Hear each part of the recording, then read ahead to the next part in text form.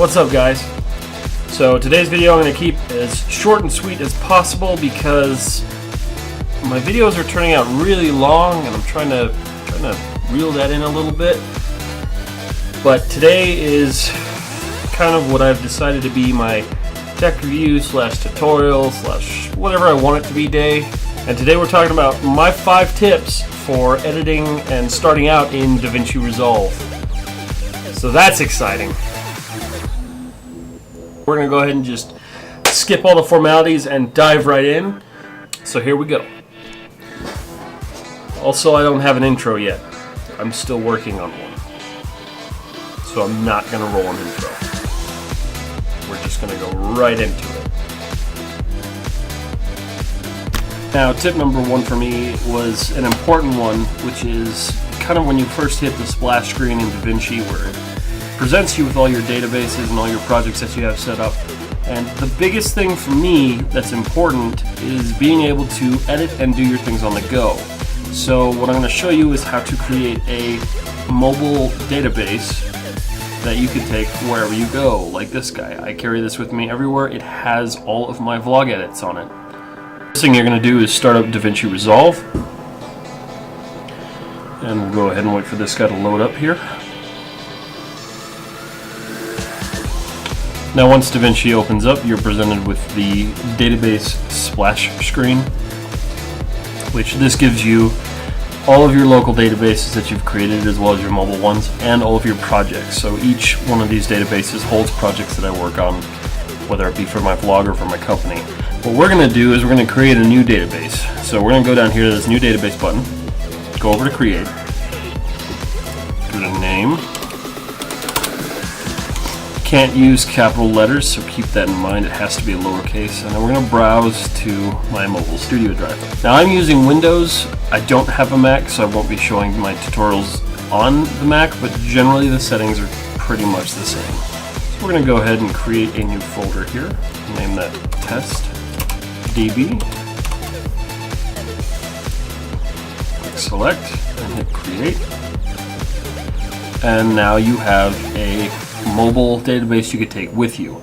Now, one of the caveats to this is that when you load your projects up on another machine that were created on a different machine, they will show up with media offline. And that's my next tip, which is loading a project created on, say, a laptop onto a desktop. So we're going to load up my last vlog here because that was created on my portable studio, my laptop. And you'll notice when it loads up, it's a whole lot of red, a whole lot of ugly. It's terrifying to look at. It may stress you out a bit. And you're like, what happened to my project? I've done so much on it. It's all gone. It's not gone. It's real simple. So what you're going to do is head over to Media. And because you set up a mobile database, all you have to do is select all of this, right-click, relink, browse down to your drive. You don't have to select the whole drive, you could select the folder, but because I split my video up through multiple folders because I record on multiple devices, it's just easier for me to select the whole drive and let it run through. And there you have it, all done. Go into your edit and scroll through it and you're good to go. Tip number 3, this one's a little bit different. I actually discovered this one by accident. But to me, it's changed the way I've edited because I had to be really careful beforehand because I wasn't sure precisely what I was doing. So what we'll do here is if you click on, say you want to delete this cluster of clips, you don't want to use them anymore.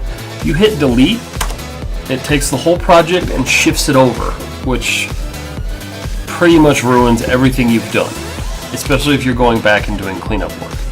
So what I found is when you select a whole group of clips like this, hit your backspace key, it deletes them, but it doesn't move everything over.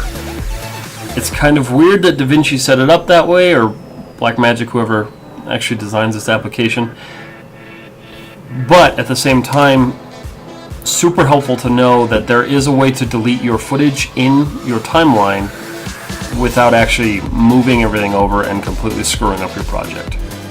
Tip number 4, this one really drove me nuts in the beginning because there's not a lot of information on it, and If you don't know the exact terminology to look up, sometimes it'll get in the way of you actually being able to create, and for me this was a big thing because I couldn't control my audio levels. So what I'm going to do is I'm going to drag over some music from Epidemic Sounds right here, which is where I get all of my music personally. So here you have your audio file, but the problem is the only audio control you have is this little guy, and while that's great, that only edits the entire clip.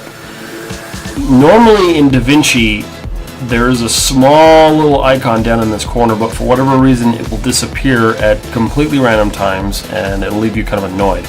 But if you go all the way up here to Clip, scroll all the way down to Show Curve Editor, instantly you'll get that little icon back and you'll have control, so you can move throughout and create drops, and that will allow you to more fine-tune your audio to what you need in your project or what your project requires. This one, from what I've seen, is super frustrating for people. There's the answer, real quick, real easy, and it'll save you a lot of time. Tip number 5, this one saved me a lot of time because when you're color correcting and you're editing, you've cut your video into so many pieces, it makes it a little difficult to color correct because you have to go from each clip to each clip. Really simple little tool I found here in Davinci's Color Studio. You'll notice I have clips 36 through 41 color corrected, but 42 through 45 are not. What I used to do is click on one and then I'd go to the next one, click a little point, drag it up, and then try to match it up, but that was taking too much time. It was a waste of time, and Davinci's a little bit smarter than that. Their color correcting suite is one of the best in the industry, and I absolutely love working with it. So one easy thing you can do, just reset this here. Click over there, so you've got your color correction profile set up, you've worked with your color wheels. Click over to 42, hit the equal sign. It'll copy directly from the clip prior and allow you to move and merge your color correction over to each next clip. So the question then becomes, well, what if you need to skip a clip? Well, Davinci also has built in to skip one prior. So if you hit the minus key, it'll copy from one clip prior to the other one.